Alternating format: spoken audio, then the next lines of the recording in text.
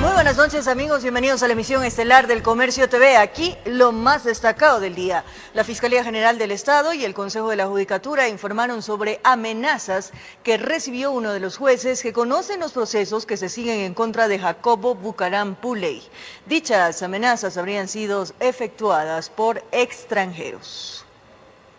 Tras la detención de Jacobo Bucaram Puley en Colombia y posterior traslado a la cárcel de La Tacunga por procesos judiciales en su contra en casos de corrupción, la Fiscalía General del Estado indicó a través de un comunicado en sus cuentas oficiales que uno de los magistrados que conocen de dichos procesos investigativos que se siguen en contra de Jacobo recibió amenazas por parte de 3 individuos extranjeros para que revoque la medida, la cambie o se atenga a las consecuencias. A su vez, la institución señala que se iniciaron las investigaciones correspondientes y activó todos los protocolos del Sistema Nacional de Protección y Asistencia a víctimas, testigos y otros participantes en el proceso penal, que permitirá salvaguardar la integridad tanto del funcionario en cuestión como de los demás que toman parte en procesos relacionados, y rechazó de manera enfática estos hechos. La postura de la Fiscalía la comparte el Consejo de la Judicatura, cuya titular advierte que de ninguna manera podrán interferir en la justicia, pues el magistrado sigue el caso de presunta delincuencia organizada por la venta irregular de suministros médicos durante la emergencia sanitaria por COVID-19.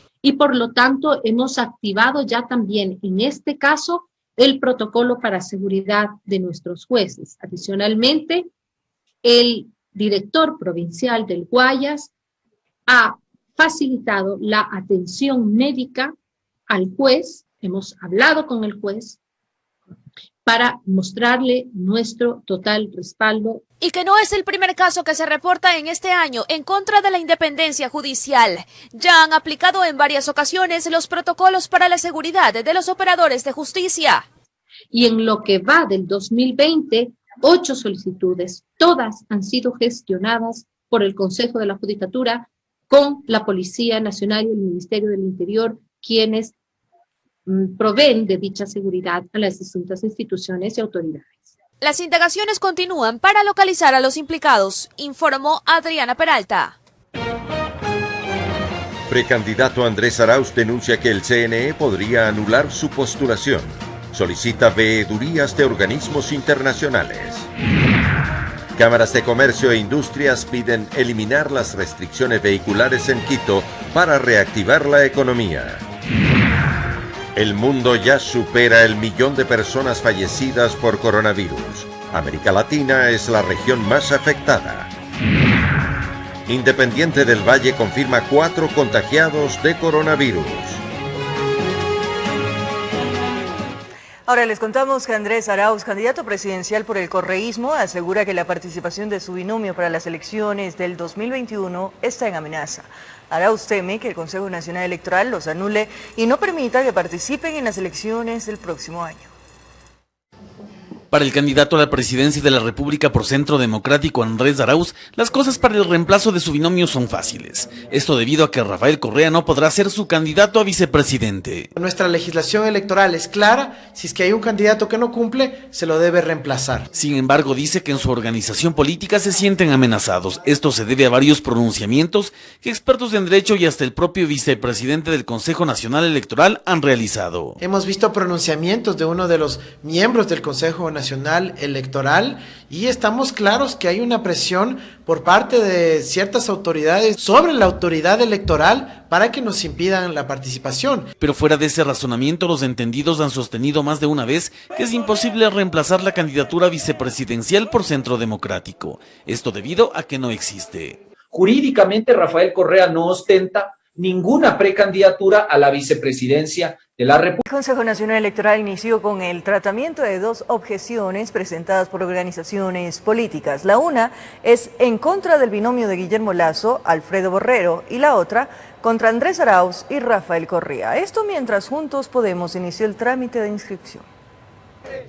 Ya suma media docena de binomios presidenciales que acuden al Consejo Nacional Electoral CNE, dispuestos a cumplir con lo que establece el Código de la Democracia y entregar la documentación como parte de la inscripción de candidaturas. Paul Carrasco estuvo en la prefectura de La Suay y esta vez le apuesta a la presidencia de la República, acompañado Por Fran Vargas anda a la vicepresidencia, por Juntos Podemos. Nosotros no vamos a cambiar en 4 años la historia del país. Nosotros vamos a poner las bases para hacer las cosas bien, pero no solos, sino juntos con la población. Por eso planteamos la participación social como un elemento fundamental.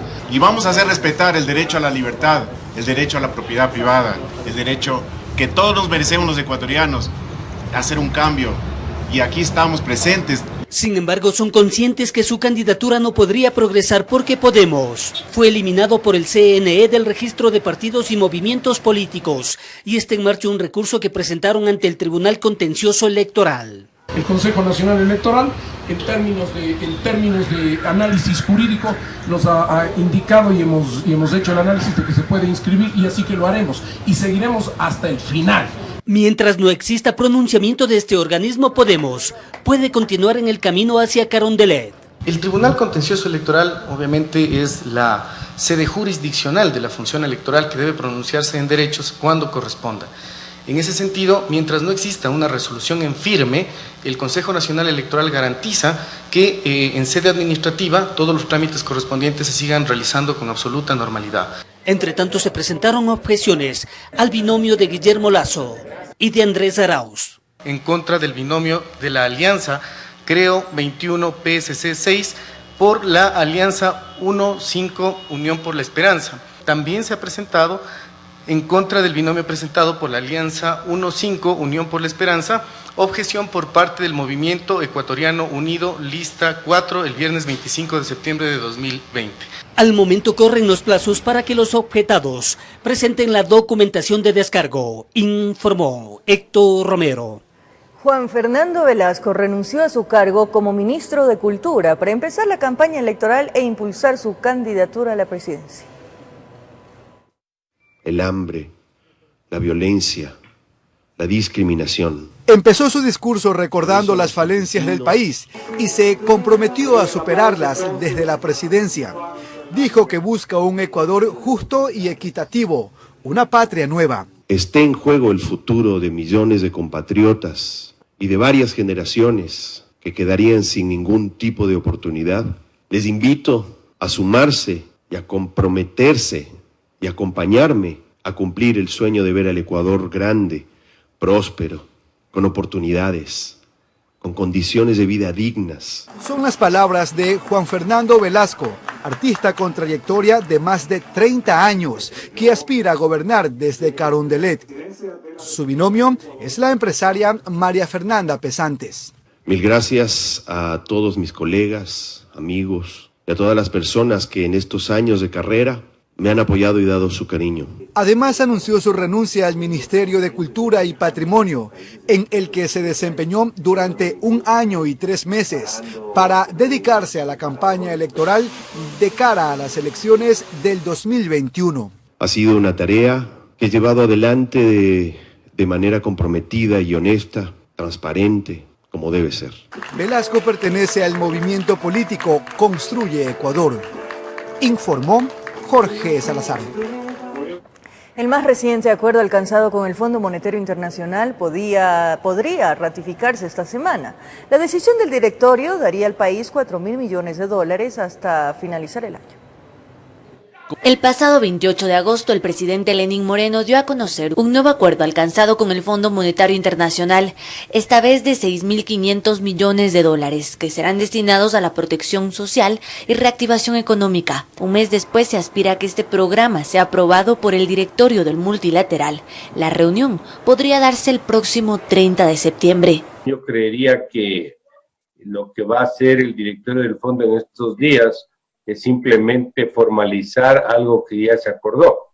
La luz verde de la dirección del FMI dará paso a un desembolso inmediato de $2.000 millones y antes de terminar el año de $2.000 millones más. Y sin duda que va a ser de beneficio para el país, toda vez que esto sí involucra liquidez adicional a la economía y a las cuentas públicas, a las cuentas fiscales. Este nuevo programa implicará otra carta de intención que está siendo pulida, pero que a breves rasgos ya se conoció su contenido. El programa establece ciertas medidas que van a ser adoptadas por este gobierno y otras que tendrán que ser adoptadas por una siguiente administración.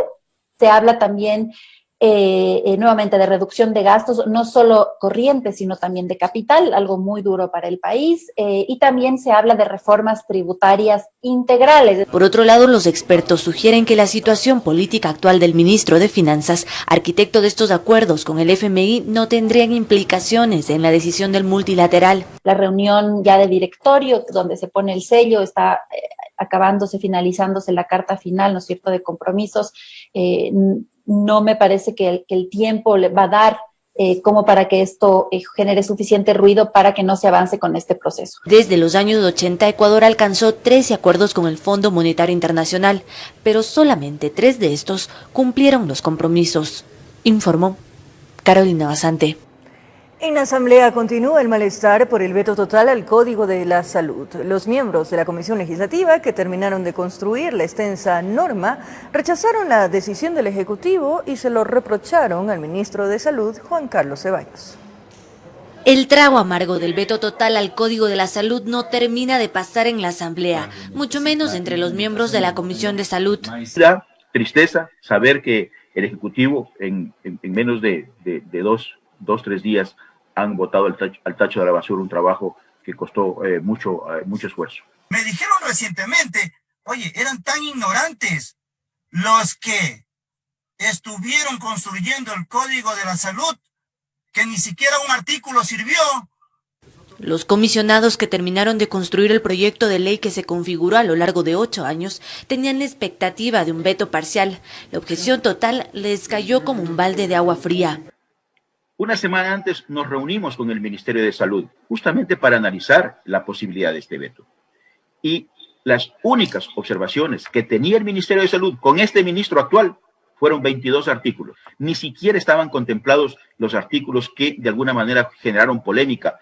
Y el malestar por la decisión del Ejecutivo la hicieron saber al ministro de Salud, Juan Carlos Ceballos, quien compareció ante la mesa este lunes 28 de septiembre. ¿Cuánto costó construir un código para que ahora lo tiren al tacho de la basura? Y eso duele. Usted será recordado como el ministro que paralizó, retrocedió la prevención y la promoción de la salud. Le recuerdo al señor sin maleza.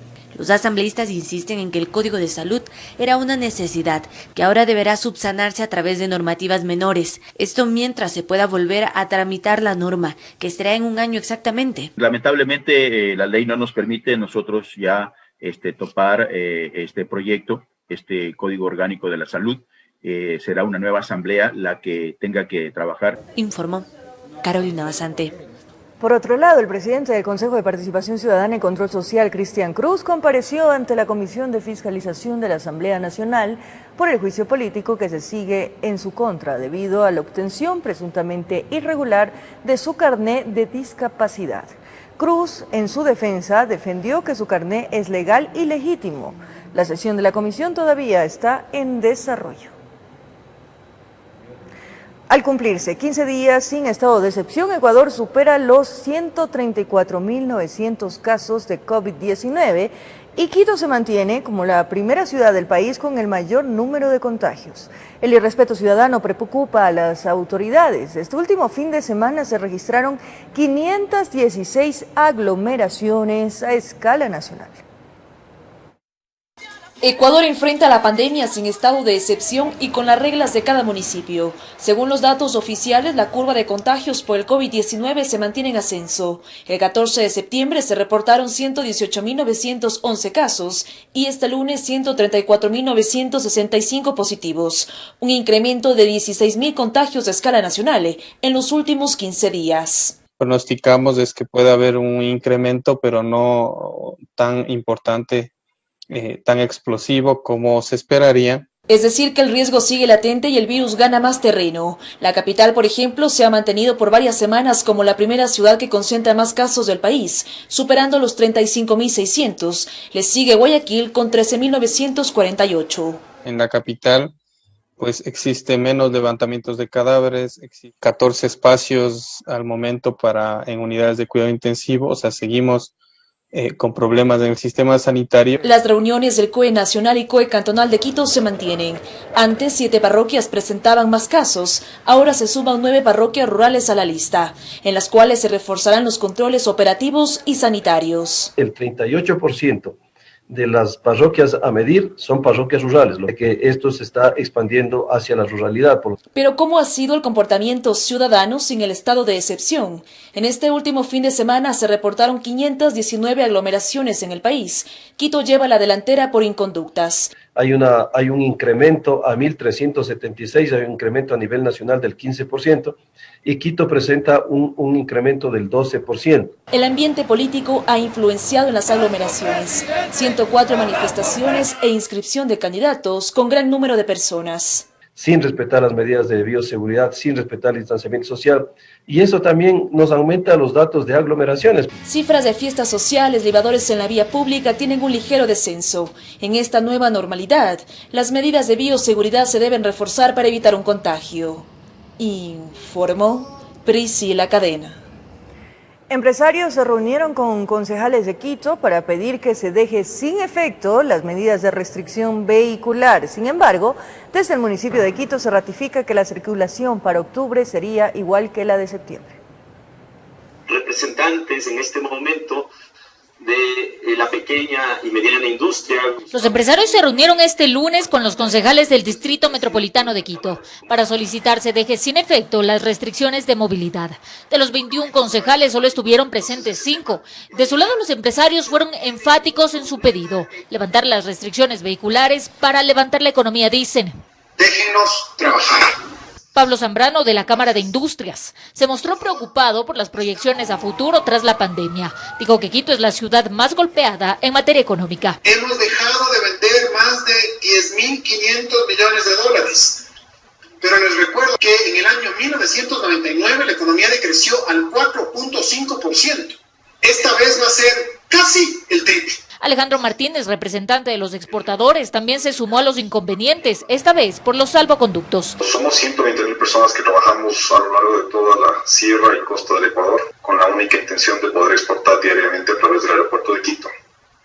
Si para esto significa que si trabajamos en el sector tenemos que sacar 4 o 5 salvoconductos para poder hacer la gestión diaria de exportar y generar divisas del país, perdón que diga esto, qué ridículo.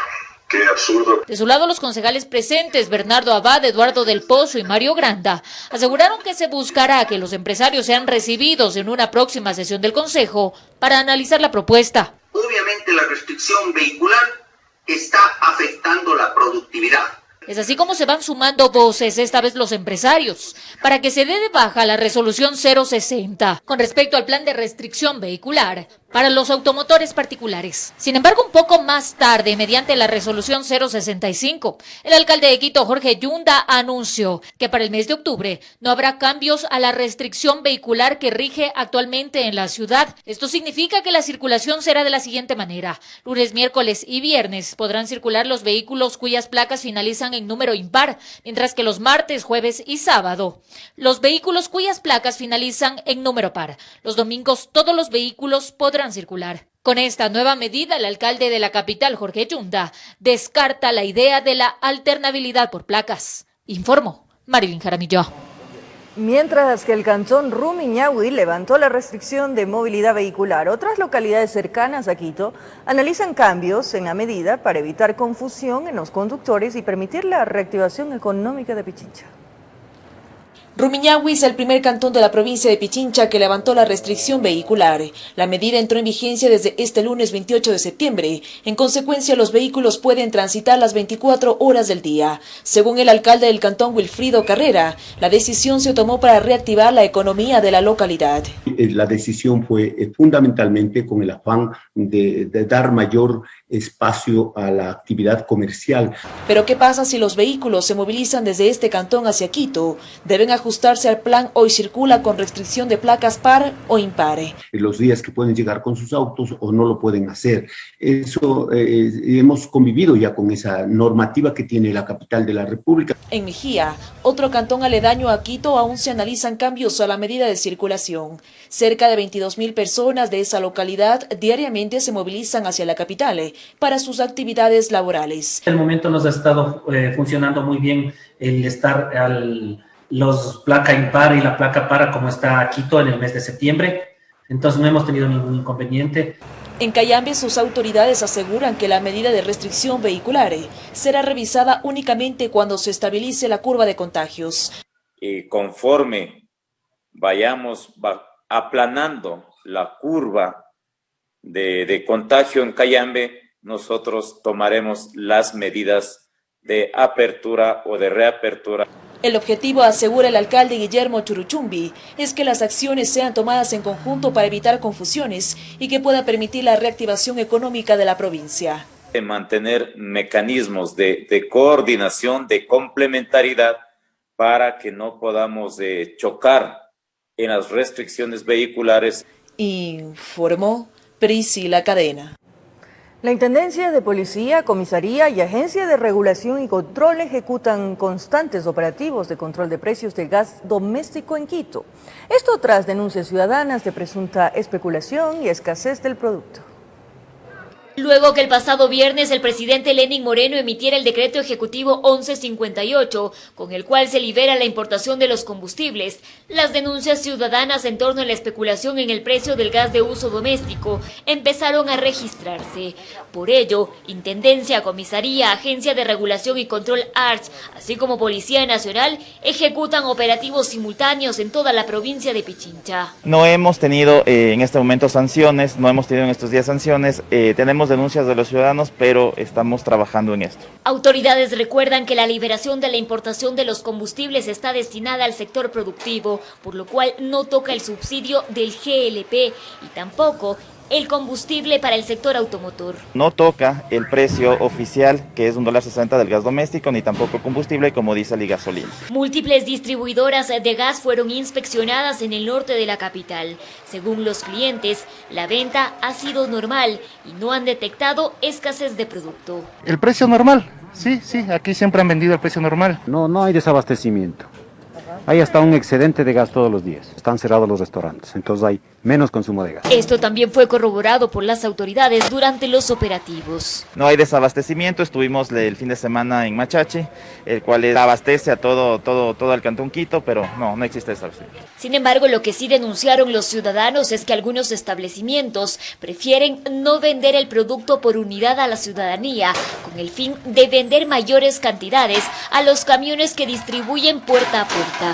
En Carcelén no venden al público. Autoridades advierten que esto será verificado y también sancionado. En Quito informó Adriana Rojas. Primera pausa, más adelante. En las cárceles del país, madres deben afrontar el peso de sus condenas entre pequeños espacios y rejas. Crían a sus hijos. Un reportaje especial aquí en TVC.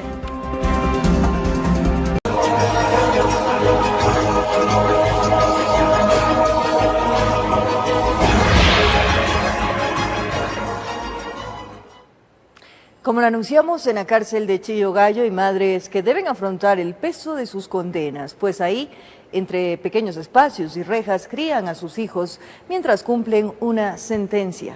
Aquí les presentamos la historia de las madres e hijos encarcelados. Perdóname, Señor, pero a veces me canso. A veces me canso de ser un ciudadano. Ellas no están aquí porque quieren, sino porque les toca, porque deben enfrentar una condena a la que fueron sentenciadas. Karen es una de las PPL. Lleva a su pequeña hija en brazos. Está presa desde hace 5 años. Se quedó embarazada en la cárcel de Tulcán y fue entonces cuando la trasladaron desde la gestación a la casa de confianza de Chillogallo. ¿Cuánto tiempo te dieron de sentencia? 10 años. ¿Por qué? Por droga. ¿Estabas yéndote a dónde? Estaba viajando de Tulcán a Quito. ¿Con cuánto? 16 kilos. Katy es otra de ellas. Se muestra cortante ante nuestras preguntas. Tiene miedo. Es presa de sus temores. De aquello dice que jamás debió ocurrir. Fue sentenciada a 3 años de prisión, pero ya ha cumplido con 22 meses. Pues por extorsión. Y es que aquí están estas madres con sus hijos, cumpliendo con ellos una condena que duele, de la que no pueden escapar, de esa realidad que deben enfrentar todos los días, asegura Estefanía, presa por asociación ilícita. Estoy harto de este infierno. Sí es malo porque mi hija no está teniendo la vida normalmente como tiene un niño, pero puedo rescatar que está con su madre. Pero son enfáticas. Jamás se les ha pasado por la cabeza alejarse de sus pequeños. Alejarme de ella también hubiese sido muy duro, porque usted sabe que mamá es mamá. Y es precisamente eso, porque uno de los requisitos para acogerlos en este lugar es que tengan de 0 a 36 meses. Pasada esa edad podrá un familiar hacerse cargo de ellos, o si no los hay, se inicia un trámite de adopción para que la madre sea trasladada a una cárcel regional. A veces pienso que tienes para mí algo mejor que esto.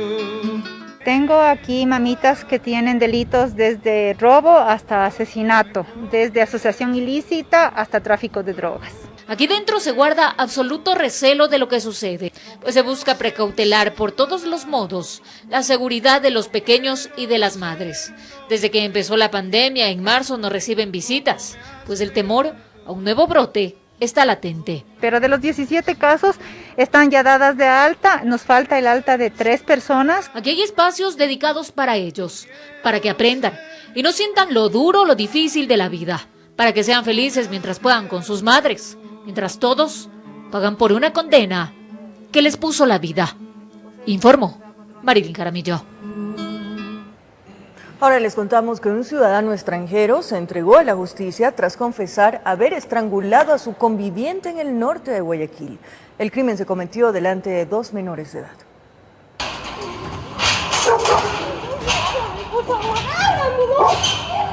Agobiado, confundido y sin saber qué hacer, llegó hasta la terminal terrestre de Guayaquil pretendiendo tomar un bus que lo llevara lo más lejos posible. Pero fue suficiente con un arranque de arrepentimiento para buscar a un uniformado, a quien decidió confesarle el terrible acto que había cometido minutos antes. Se entrevista con una agencia del ATM y inmediatamente dan aviso a los miembros policiales. Avanzan a verificar primeramente si es verdad lo que indica el individuo o no. Encuentran este cadáver. El implicado tiene 35 años, oriundo de República Dominicana. La víctima era su joven conviviente, una ecuatoriana de apenas 21 años, cuyo cuerpo fue encontrado por los agentes tendido sobre la cama que ambos compartieron.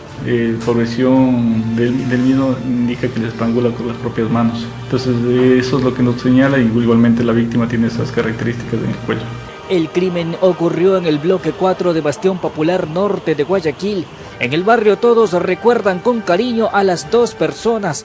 Aseguran que sí los escucharon discutir algunas veces, pero que esos enfrentamientos nunca pasaron más allá de las palabras en tono alto. Que él ha tenido bastantes problemas desde hace casi cerca de 2 años con su conviviente. Sinceramente, nadie estaba presente en ese momento, nadie, solo él sabrá cómo la habrá matado. Ella era una chica muy, como le digo, le encantaba conversar, ser amiguera. La fallecida era madre de 3 menores de edad. 2 de ellos habrían presenciado el hecho violento registrado alrededor de las 23 horas del domingo. 5 años de edad, otra de 2 años de edad y un bebé de 1 año de edad, quienes han sido entregados por las unidades de DINAPEN a los abuelos. Informó José Morales. 2 menores de 2 y 3 años de edad fallecieron ahogados en un pozo en el cantón Salitre, provincia del Guayas. Según familiares, los niños habían salido a jugar cuando encontraron la muerte. Julio César Saona nos tiene los detalles. Sí, créalo que yo no sé, nunca esperábamos nosotros esto, por Dios santo. Que en este pozo se iba a ir a ahogar mi nieto. El llanto inconsolable de una abuela y la profunda tristeza de los padres se conjugaban en medio del velorio. 2 pequeños niños que se alejaron de casa en donde vivían fueron a jugar cerca de un pozo, esto en el cantón Salitre. Lo peor no tardó en ocurrir. crianza no se cuidó al niño, se lo vino ahí, se lo robó mi nieto y la otra prima también. Se hayan resbalado y como uno de 2 añitos la bebé y el niñito de 3 años. Ellos están destrozadamente la vida de ellos porque una pérdida de un niño querido es muy doloroso. Hermanito. No, ahí sí no sé, creo que son primos. Al parecer los pequeños fueron inocentemente a jugar en el campo. Uno de ellos cayó primero. La niña, al ver que su primo luchaba por sobrevivir, trató de ayudarlo. Ha caído el niño primero, como la otra niñita ya reaccionaba ya. Entonces el niño me imagino que ha querido ayudarse y la niña a su vez ayudarse, pero en la desesperación el niño le ha haber jalado duro. De ahí que los infantes fueron velados en el interior de sus hogares, entre lágrimas e impotencia. En las próximas horas recibirán sepultura. Eso es lo que yo digo, me doy, que digo que por qué míos salieron para allá, si ya no saben ni ese para allá.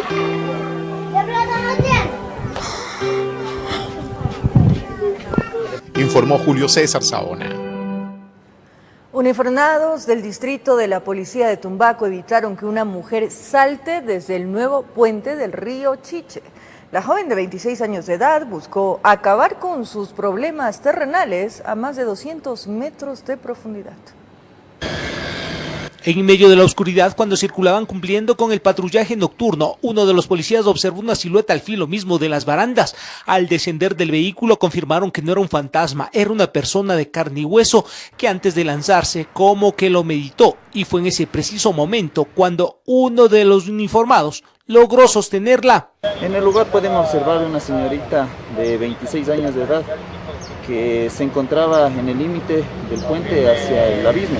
Ya más calmada y con los nervios de punta, temblando del frío y quién sabe del miedo, comentó a sus ángeles de la guarda que quería terminar con sus conflictos personales que le ocasionaba a diario su anterior pareja. Aparentemente no sabía cómo manejar la situación y pedir ayuda a su nuevo conviviente. La señorita se encontraba en un estado depresivo y con síntomas de tener problemas en su hogar. En esta ocasión el patrullaje oportuno de elementos de la Policía Nacional evitó que una mujer de 26 años de edad salte al vacío. Prácticamente estaba al otro lado de la baranda y era cuestión de un segundo para que termine con su existencia. Los policías del distrito Tumbaco comentaron que en el sector del Chiche a la semana tienen al menos un caso de personas que buscan atentar contra su vida. Muchos han desistido de suicidarse gracias a los patrullajes permanentes. O quién sabe, será el destino que aún les tiene sorpresas en este mundo terrenal. Dialogaron sobre las medidas de precaución, de apoyo psicológico en estos casos a su familiar, por lo cual quedó a buen recaudo con su señora madre. Así el puente nuevo sobre el río Chiche se ha convertido en testigo mudo de quienes buscan huir de sus problemas terrenales. En Quito informó Iván Casamén. En el sur de Quito fue desarticulada una presunta organización delictiva conformada por ciudadanos extranjeros. El accionar de los colombianos quedó registrado en cámaras de seguridad.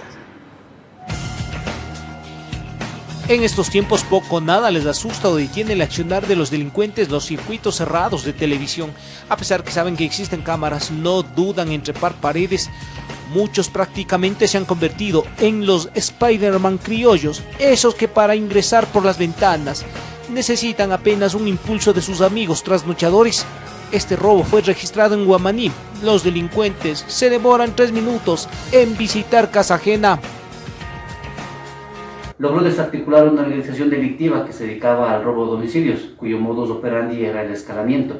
Los eventos en el sur de Quito han sido varios, respondiendo a las denuncias de los afectados. Agentes de la Unidad de Inteligencia Antidelincuencial les pisaban los talones a 4 colombianos, quienes aparecieron por una de las calles de Caupicho. Y empezó el operativo. Los sospechosos no se detuvieron a la orden de alto policía. Los mismos que tienen antecedentes penales, un vehículo color blanco y varios electrodomésticos. Es muy importante que la ciudadanía denuncie este tipo de vehículo, ya que este vehículo y los ciudadanos cometían varios delitos. En poder de los agentes de inteligencia, uno de los robos donde aparentemente participaron los extranjeros. En este se observa que cargan un televisor bastante grande. Los 4 colombianos serían expertos en ingresar a los domicilios bajo la modalidad de estruche y se movían después de la medianoche. forzaban las seguridades de las ventanas o puertas, ingresaban al domicilio y sometían a sus víctimas para posterior sustraerse sus objetos de valor. Según el informe policial, la organización delictiva tiene varias denuncias en la Fiscalía por la presunta participación en delitos de robos a domicilios en sectores como Tumbaco, Carcelén, Valle de los Chillos y Conocoto. En Quito informó Iván Casamen. Tener mucho cuidado. Ahora cambiamos de tema. Más de 26.000 embarazos de niñas y adolescentes se registran anualmente en el país. De estos, diariamente 7 responden a menores de 10 a 14 años de edad y 158 de 15 a 19 años. Cada día 7 niñas entre 10 a 14 años dan a luz en el Ecuador, mientras que 158 embarazos diarios se reportan en adolescentes de 15 a 19 años de edad.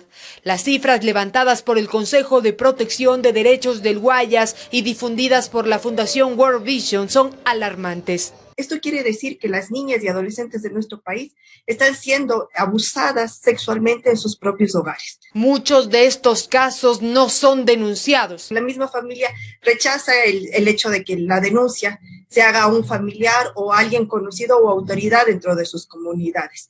Las investigaciones detallan que la mayor cantidad de embarazos se presentan en el oriente ecuatoriano, pero el mayor número de partos de menores se registran en Quito y Guayaquil. Lo que pasa es que en la ruralidad nosotros nos encontramos con mayores embarazos en riesgo, porque son niñas que no tienen acceso a una buena alimentación, no tienen asistencia a salud, entonces no todos esos embarazos llegan a un parto.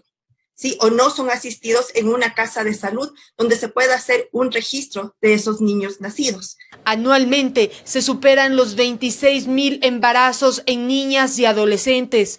Esto afecta a sus cuerpos y sus órganos. Los principales riesgos que tenemos son problemas de preeclampsia, tenemos abortos espontáneos, tenemos restricciones de crecimiento, justamente porque el cuerpo de estas niñas todavía no está completamente desarrollado. Los bebés que nacen en estas circunstancias también están expuestos. No se desarrollan adecuadamente dentro del útero, eso se llama restricción del crecimiento intrauterino, nacen prematuramente y casi todas las pacientes adolescentes les hacemos cesárea, porque justamente su cadera, su pelvis aún no está completamente desarrollada y no puede adecuarse al trabajo de parto. Instituciones en defensa de la niñez apelan a la ciudadanía a denunciar casos en que menores sean víctimas de abusos sexuales. Cuando nosotros callamos, somos cómplices y estamos apoyando a que más niñas en el Ecuador estén embarazadas. Informó Valeria Navarro. Atención, la ministra de Gobierno María Paula Romo confirmó que ya se encuentra en poder del Estado el portafolio de Decevale, empresa que al parecer custodiaba bonos estatales por más de 532 millones de dólares en operaciones que hizo con el Instituto de Seguridad Social de la Policía. La supuesta estafa al Instituto de Seguridad Social de la Policía Nacional por más de 532 millones de dólares hizo que varias autoridades del Estado comparezcan ante la Asamblea Nacional. El motivo se trata de 2 inversiones en bonos, una de 327 millones de dólares en 2015 y otra por 205 millones de dólares en 2014. Y es que aquí la empresa investigada es Decevale, quien al parecer carga la custodia de esos bonos, pero que ya ha sido intervenida por la Superintendencia de Compañías, confirmó la ministra de Gobierno. Siendo que Decevale era custodio de documentos que son propiedad de títulos o de valores que son propiedad del ISPOL, aún así Decevale se negaba a entregarnos y poder constatar que es exactamente lo que tiene en su portafolio. Tenemos ya ese portafolio en este momento y tendremos que hacer las constataciones del caso.